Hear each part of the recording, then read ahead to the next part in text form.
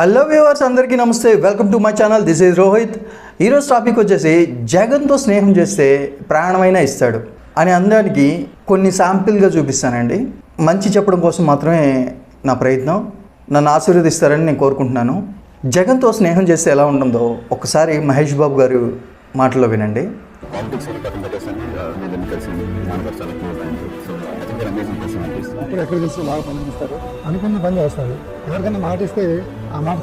Okay, విన్నారు కదా. ఇలాంటి మృదు స్వభావిని ఎలా నెగిటివ్గా మాట్లాడాలనుకుంటున్నారో నాకు అర్థం కావట్లేదు. సరే, జగన్ గారి గురించి అన్నారు. ఒకసారి భారతమ్మ గారి గురించి, ఇతను ఒక 90% డిజేబుల్ ఒక పర్సన్ ఎలా లైఫ్ ఇచ్చింది అనేది అతని మాటలో కూడా ఒకసారి వినండి. నాకు ఈ అవకాశం ఇచ్చినందుకు, నన్ను ఇంతగా ప్రోత్సహించినందుకు, ఈ అవార్డు తీసుకోవడం వల్ల నాకు ఇంకా పూర్తిగా ఉన్నది, చాలా హ్యాపీగా ఉన్నది. ఎస్పెషల్లీ నేను ఈ యొక్క ఇండస్ట్రీ పెట్టడం కారణం డిజేబుల్ పర్సన్స్కి ఎంప్లాయ్మెంట్ ఇవ్వాలి. నన్ను చూసి నేను 90% డిజేబుల్ ఉంది, 90 lakhs ఇన్వెస్ట్మెంట్ చేసి ఈ యొక్క ఇండస్ట్రీ స్థాపించాను. ప్రతి ఒక్కరికి అవకాశం ఉంటుంది. జాబ్ రాలేదని చెప్పి, 10th ఫెయిల్ అయినా అని చెప్పి ఏదో ఒక కారణంతో యంగ్ జనరేషన్ అన్నారు డిసప్పాయింట్ అయ్యి చాలా ఏడు కాకుండా ఉంటారు. అది కాదు, ఎంప్లాయర్గా మారాలనేది నా ఒక లక్ష్యం అండి. నన్ను పూర్తిగా తీసుకోవాలి. ఒక్కలైనా ఎంత పెద్దగా మారి 10 మందికి ఎంప్లాయ్మెంట్ ఇవ్వాలనేది నా ఒక డ్రీమ్ అండి. ప్రతి ఒక్కరు ఒక గుర్తుండి డ్రీమ్, బిలీవ్, స్ట్రీవ్, అచీవ్. ఓకే అండి. భారతీ మేడం గారికి, మన జీవితాల్లో ఎదుటి మనిషిలో తప్పులు వెతకడానికే మనం చూస్తూ ఉంటాం. ఇలాంటి మంచి పనులు చేసినప్పుడు ఒక మనిషి గురించి మంచిగా చెప్పడానికి ఎందుకు నోరు రాదో నాకు అర్థం కావట్లేదు. భారతమ్మ ఇదొకటే కాదండి, ఇంకా చాలా చేశారు. వాళ్ళ ఊర్లో పిల్లలకి స్కూల్లో చదువు చెప్పించడం, సొంత పిల్లల్లాగా చూసుకుంటున్నారు. ఇలాంటివి చాలా ఉన్నాయి, బయటికి రానివి. వీలైతే ఇలాంటి ఏమైనా ఉంటే కింద కామెంట్ చేయండి. భారతి గారి గురించి ఒక వీడిని ఎలా చెప్పాలి, వాడిని దేంతో పోల్చాలన్నా కూడా నాకు కొంచెం ఇబ్బందిగా ఉంది. వాడు మనిషి అయితే మాత్రం కాదు. అలా అని జంతువులు పోల్స్తామంటే అమ్మో జంతువులు పరుగు పోతుందేమో. ఈ కిరణ్ అనే ఒక ఉన్మాదులతో కూడా పోల్చకూడదండి. ఒక తీవ్రవాదులు కానీ ఇట్లాంటి వాళ్ళతో కూడా పోల్చకూడదు. వాళ్ళు ఒక ఎజెండాతో ఉంటారు. ఎలా అంటే భారతమ్మని ఒక అనకూడని మాట అన్నాడు. ఇలాంటి వాళ్ళు ఎలా ఉంటారంటే, పొరపాటున వాళ్ళ అమ్మగారి దగ్గర వీళ్ళ చేసిన అంటే మీన్స్ వాళ్ళ నాన్నగారి నాన్న వాళ్ళ పోలికలు వచ్చినాయి అనుకో, ఇలాంటి వాడు వాళ్ళ అమ్మ దగ్గరికి వెళ్ళి ఇలా అడగొచ్చు, ఏందమ్మా నాకు తాత పోలికలు వచ్చాయి, నువ్వేమన్నా తప్పు చేసావా అని. అది ఒక జీన్స్. భారతమ్మ వీళ్ళందరూ ఒక ఫ్యామిలీ. ఇలాంటి ఫ్యామిలీని ఎలా వాడికి ఆ మాట అనాలని వచ్చిందో నాకు అర్థం కావట్లేదు. ఇలాంటి మాటలు అనబట్టి కదా చంద్రబాబు నాయుడు గారు ఆ రోజు అంత బాధపడుతూ వెళ్ళిపోయారు అసెంబ్లీ నుంచి. పవన్ కళ్యాణ్ గారి అమ్మగారిని, వాళ్ళ పిల్లల్ని ఇలాంటి తప్పుడు మాటలు అనబట్టి కదా ఈరోజు తప్పుడు వ్యాఖ్యలు చేసిన వాళ్ళు అందరూ జైల్లో ఉన్నారు. వీళ్ళకి వాళ్ళకి ఏం వ్యత్యాసం ఉంది? ఒక ఆడ మనిషిని తప్పు పట్టితే ప్రతి ఒక్కడి గతి అదే. వీడి పరిస్థితి ఎలా ఉంటుందో నాకు అర్థం కావట్లేదు. అమ్మ, మిమ్మల్ని తప్పుగా అనాలని కాదు తల్లి, మీ కొడుక్కి ఒక సంస్కారం అనేది నేర్పించమ్మా. వాడు లేకపోతే వాడు ఇంకెలా తయారవుతాడో తెలియదు. ఆడవాళ్ళని గౌరవించడం నేర్పిస్తలే. ఓకే, ఇంకా జగన్ గారి దగ్గరికి వస్తే, ఈ సంవత్సరం మనకు 10th క్లాసుల్లో గవర్నమెంట్ స్కూల్లో చదివిన పిల్లలకి ఎన్నెన్ని మార్కులు వచ్చినాయో మీరు గమనించుంటే, ఇది ఈ ఒక సంవత్సరంలో వచ్చిన మార్కులు కాదండి. గత 5 సంవత్సరాల్లో ఆ స్కూళ్ళల్లో చెప్పే టీచర్లు బాధ్యతగా పిల్లలకి ఎలా చదువు చెప్తున్నారో మనకు అర్థమవుతుంది. ఈ స్కూళ్ళు గురించి నేను చెప్పడం కాదు, సుమన్ గారు ఏమన్నారో ఒకసారి వినండి. జగన్మోహన్ రెడ్డి గారు చేసిన పరిపాలన నాకు బాగా నచ్చింది. ఏంటంటే గ్రామీణ ప్రాంతంలో ఉన్న స్కూల్స్ ఏదైతే చాలా చెండాగా ఉండేది అవన్నీ మనకు ప్రైవేట్ స్కూల్ లాగా తయారు చేసి డిజిటల్ బోర్డు, టాయిలెట్స్ అన్ని చేశారు. తర్వాత ఈ పెన్షన్ స్కీమ్ వాళ్ళ ఇంటికి వెళ్ళేలాగా చేయడం. ఇది ఓడిపోవడం కూడా జగన్మోహన్ గారు ఓడిపోయింది చెప్పండి, ఎందుకంటే చాలా మార్జిన్లోనే పోయింది. ఒకటి రెండోది జగన్మోహన్ రెడ్డి గారు, ఒకటి అపత్రాలు చంద్రబాబు నాయుడు గారు, పవన్ కళ్యాణ్, మోడీ కూడా వచ్చారు. అంత టఫ్ ఫైట్ అది వాటర్లో వెళ్ళింది. నాకు బాగా నచ్చింది ఏంటంటే విద్య, వైద్య, ఓల్డ్ పెన్షన్ స్కీమ్ ఇది నాకు బాగా నచ్చింది. కానీ ప్లస్ మైనస్ కూడా బాగా ప్లస్ మెయిన్గా కరోనా టైంలో చాలా బాగా హ్యాండిల్ చేశారు. కరోనా టైంలో కూడా నేను మర్చిపోకూడదు, నేను బాగా హ్యాండిల్ చేశాను. మిగతా అందరికీ సాటిస్ఫై చేయాలి చాలా కష్టం. జగన్ గారు స్నేహం చేస్తేనే కాదు, స్నేహం చేయకపోయినా కూడా ప్రాణమైన పెడతాడు అనేది కొన్ని ఎగ్జాంపుల్స్ మీరు వినండి. ఇలాంటి వ్యక్తి ఒక్కసారి మన పవన్ కళ్యాణ్ గారి అమ్మ గురించి ఏమన్నారో ఒకసారి ఈ మాటలు వినండి.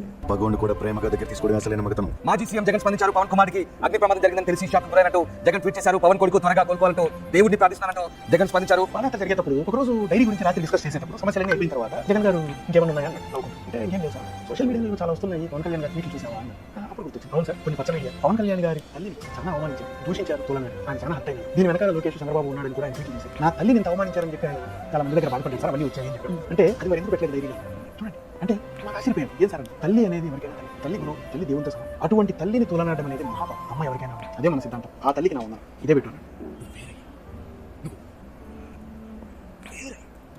ఇలాంటి వ్యక్తి, పవన్ కళ్యాణ్ లాంటి వ్యక్తి చంద్రబాబు నాయుడు గారితో కలిసి ప్రయాణం చేస్తేనే ఇలా ఉందంటే ఒక్కసారి ఊహించండి. అదే పవన్ కళ్యాణ్ గారు ఇలాంటి నమ్మితే ప్రాణమైనా ఇచ్చే వ్యక్తితోటి సమావేశం చేసి ఒక ప్రభుత్వాన్ని రన్ చేస్తే ప్రజలకి ఇంకెంత మంచి జరుగుతుంది. అది మీ ఊహకే ఇచ్చేస్తున్నాను. ఒక్కసారి ఊహించి ఎలాంటి అభివృద్ధి జరుగుతుంది అనేది కింద కామెంట్ చేయండి. జగన్ గారు ఎమ్మెల్యేలని కొంచెం తక్కువగా చూస్తారని చెప్పేసి బయట చాలా ప్రచారం ముమ్మరంగా జరిగింది. అసలు వాస్తవం ఏందిరా అంటే, ఒక ఎక్స్ ఎమ్మెల్యే జగన్ గారి ఇంటికి పెళ్లి కార్డు ఇవ్వడానికి, వాళ్ళ అమ్మాయి పెళ్లి కార్డు ఇవ్వడానికి వెళ్తే వాళ్ళ భార్య ఒక క్వశ్చన్ అడిగిందంట ఇతన్ని. వాళ్ళ ఇంట్లో కూర్చోబెట్టి ఉంటే వాళ్ళ భార్య ఇతన్ని ఇలా క్వశ్చన్ అడిగితే దానికి ఆన్సర్ ఏం చెప్పారంటే ఒకసారి వినండి. కానీ పబ్లిక్లో బయటకు వచ్చిన విషయాలు ఏంటంటే రాజశేఖర రెడ్డి గారు అంటే తెలివిగా జగన్ గారు ఉండరు అనేది మీడియాలో బయటకు వచ్చింది. నా భార్య ఒకసారి ఇస్తుంది. ఎలా అంటే మా అమ్మాయి పెళ్లికి జగన్మోహన్ రెడ్డి గారిని పిలవడానికి వెళ్ళాం. ఇంటికి వెళ్ళిన తర్వాత కూర్చోబెట్టారు, కాఫీ తెప్పించారు, కార్డు ఇచ్చారు, తీసుకున్నారు. తర్వాత మళ్ళీ ఆయన లేచి వచ్చి డోర్ తీశారు. బయటకు వచ్చారు. మా మిస్సెస్ అండి ఏమంటే ఒకటే చైర్ ఉంటుందంట, ఆయన ఒకటే చైర్లో కాళ్ళ మీద కాలేసి కూర్చుంటారు, అందరూ చేతులు కట్టి కూర్చుంటారు కదా, ఈయనేమో ఇంత గౌరవంగా ఇంత మర్యాదగా చూస్తున్నారని చెప్పి ఇది బ్యాడ్ ప్రచారం తల్లి. అంటే ఎమ్మెల్యేలే చేతులు కట్టుకుంటున్నారని నేను ఎక్స్ ఎమ్మెల్యేని నేను కింద కూర్చుంటున్నాను అనుకున్నావా? అదే లేదండి, నేను ఎప్పుడు రాజకీయాల్లో మాట్లాను కదా, అందరూ చెప్పుకుంటుంటే కిటీ పర్తి ఫ్రెండ్స్ ఉన్నాయి అంటే అట్లాంటి బ్యాడ్ ప్రచారం చేశారు. ఆయనతో ఒకసారి కలిసి మళ్ళీ మనం ఆయనతో అది పరిస్థితి చెప్పాను. అంటే అంత బ్యాడ్ ప్రచారం చేస్తారు. మనం బయట విన్నయాన్ని తప్పుడు ప్రచారాలు. వాళ్ళ వ్యక్తి గురించి వాళ్ళ గురించి తెలియాలి అంటే ఆ దగ్గరలో ఉండే మనుషుల గురించి వెళ్ళి అడిగితే తెలుస్తుంది. బయట 100 జరుగుతూ ఉంటాయి, 100 మాటలు. ఒక వ్యక్తి మంచితనం కానీ చెడు కానీ ఏదైనా తెలియాలి అంటే పక్కనే ఉండే వ్యక్తుల్ని వాళ్ళని అడిగితే తెలుస్తుంది. జగన్ గారి చెల్లి వాళ్ళ అమ్మ గురించి జగన్ గారు ఏ రోజైనా ఒక ఇంటర్వ్యూలో కానీ మా చిన్నాయన, మా చెల్లి, మా అమ్మ అనే సంబోధిస్తాడు. ఎక్కడ వేరు చేసి మాట్లాడడం ఎలా చేయలేదు. ఒకరోజు టీవీ నైన్లో ఒక ఇంటర్వ్యూ చూశాను. మాట్లాడుతూ ధర్మం న్యాయం గురించి ఒక 2 మాటలు మాట్లాడారు జగన్. ఆ మాటలకి జనాలకి అంటే మీన్స్ ఎవరైనా భగవద్గీత చదివిన వాళ్ళకే మోస్ట్లీ అర్థమవుతుంది అనుకుంటున్నాను. న్యాయం అనేది ఒక దేశంలో ఒకలా ఉంటుంది, ఇంకో దేశంలో ఇంకోలా ఉంటుంది. రకరకాల దేశాల్లో రకరకాలుగా ఉంటుంది తప్పు చేసిన వాళ్ళది. కానీ ధర్మం అనేది ప్రపంచంలో ఎక్కడికి వెళ్ళినా ఒకటే ఉంటుంది. నేను ఆ ధర్మాన్ని ఫాలో చేస్తున్నాను అని చెప్పేసి జగన్ అన్నాడు. నాకు ఆ మాటలకి నాకు బుర్ర పాడైపోయింది. మరి ఇంత అర్థం ఉందా? మాట్లాడేది చాలా స్పష్టంగా మాట్లాడతాడు. జగన్ గారు మాట్లాడేది ఎలా ఉంటుందంటే ఎంత డెప్త్ ఉంటుందంటే అంత ఆలోచిస్తారా అని అనిపిస్తుంది. అలాంటి వ్యక్తి వాళ్ళ చెల్లికి చిన్నప్పుడు ఎన్ని గోరుముద్దలు తినిపించుంటాడు, వాళ్ళ చెల్లితో ఎన్ని ఆటలాడుంటాడు, వాళ్ళ చెల్లి కోసం ఎన్ని త్యాగాలు చేసి ఉంటాడు. అవి బయట వాళ్ళకి ఎవరికి తెలియవండి. జగన్ గారి వాళ్ళ చెల్లికి వాళ్ళకి మాత్రమే తెలుస్తాయి. అది మర్చిపోతే మనుషులు ఎందుకు వస్తామండి? ఇంకా చెప్పాలి అనుకుంటే జగన్ గారి గురించి చాలా ఉన్నాయి. దయచేసి నేను చాలా మిస్ అయి ఉండొచ్చు. మీరు ఏదైనా నేను మిస్ అయిపోయి జగన్ గారి గురించి చెప్పని ఏదైనా ఉంది అంటే కొంచెం కింద కామెంట్ చేయండి. And one more thing, Jagan గారికి 11 సీట్లు వచ్చినాయి అని చెప్పేసి 11 రెడ్డి అని చెప్పేసి తక్కువ చేసి మాట్లాడుతున్నట్టు. సో నీ జీవితం అంతా నువ్వు త్యాగం చేసిన చాలా మంచివాడని ఎవరిని అనరు. ఎంఎస్ సుబ్బలక్ష్మి అంతటి మహానుభావురాలి ఆవిడ బయోగ్రఫీ రాస్తూ అందులో ఆవిడ సిగరెట్ కాల్చిందే రాశాడు. వాడికి ఆనందం ఎంతటి విద్వాన్ ఆవిడ అక్కడ నుంచి వాడు ఇప్పుడు వెనకాల మాట్లాడుకుంటున్నాడంటే వాడు అనుకున్నాడు మన ముందు. మీరు అంటుంది అతనికి వచ్చిన సీట్లు 11 కానీ అతనికి వచ్చిన జనాదరణ చూడాలి. ఈ 11 నియోజకవర్గాల ఉన్న ప్రజల్ని మీరు తక్కువ చేస్తుంది జగన్ గారిని కాదు. ఈ 11 నియోజకవర్గాల్లో తనను గెలిపించుకున్న జనాల్ని తక్కువ చేస్తున్నారు, వాళ్ళ యొక్క మనోభావాలను తక్కువ చేస్తున్నారు. ప్లీజ్ దయచేసి ప్రజల్ని తక్కువ చేసి మాట్లాడకండి. మీరనే మాట జగన్ గారిని కాదు, ఈ జనాలని, ఎవరైతే జగన్ గారిని గెలిపించుకున్నారో ఈ జనాల్ని తక్కువ చేసి మాట్లాడండి. జగన్ గారు అపోజిషన్ స్టేటస్ కావాలని చెప్పేసి అడుగుతున్నారు. అది అడుగుతుంది ఏదో తన కోసమని జనాలకి ఏదో మభ్య పెట్టడానికి చేస్తున్నారు. ఆ గౌరవం ఇవ్వడం ఎవరికి? ఈ 11 నియోజకవర్గాల్లో జగన్ గారిని గెలిపించుకున్న ప్రజలకి ఇస్తున్నారు.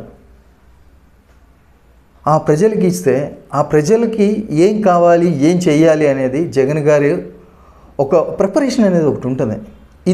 ఇది కదా ప్రజల్ని అడగాలి. అంటే ప్రజల్ని ఎన్నుకున్న నాయకులు మీరు ఇది కదా చేయాల్సి ఉంది, ప్రజలకి ఏం కావాలో అది దృష్టిలో పెట్టుకుని కదా జగన్ గారికి ఆ గౌరవం ఇవ్వాల్సి ఉంది. మీరు ఇస్తుంది జగన్ గారికి అని మీరు అనుకుంటున్నారేమో, మీరు ఇస్తుంది జగన్ గారికి కాదు, జగన్ గారిని ఎన్నుకుని ప్రజలకి ఇస్తున్నారు. ప్రజలకి మంచి చేయాలని మీరు ఆ ఇచ్చే గౌరవం వల్ల రేపు ప్రజలకి మీ మీద మంచి ఒపీనియన్ రావచ్చేమో, మంచి ఒపీనియన్ వస్తుంది. మీరు ఆ ప్రజలకు కూడా ఏం చేయాలనుకుంటున్నారో జగన్ అని తెలిస్తే మీరు ఆ ప్రజలకు ముందే చేయొచ్చు కదా, దానివల్ల మీకే ప్లస్ అవుతుంది కదా.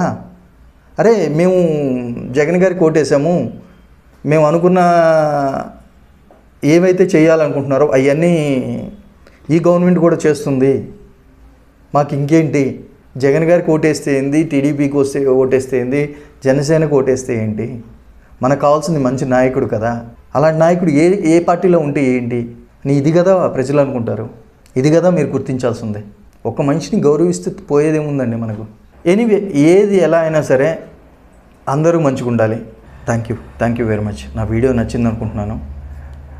దయచేసి నా వీడియోని లైక్ చేసి, నా వీడియోని షేర్ చేసి, నా ఛానల్ని సబ్స్క్రైబ్ చేసుకొని గంట కొట్టాల్సిందిగా కోరుతున్నాను.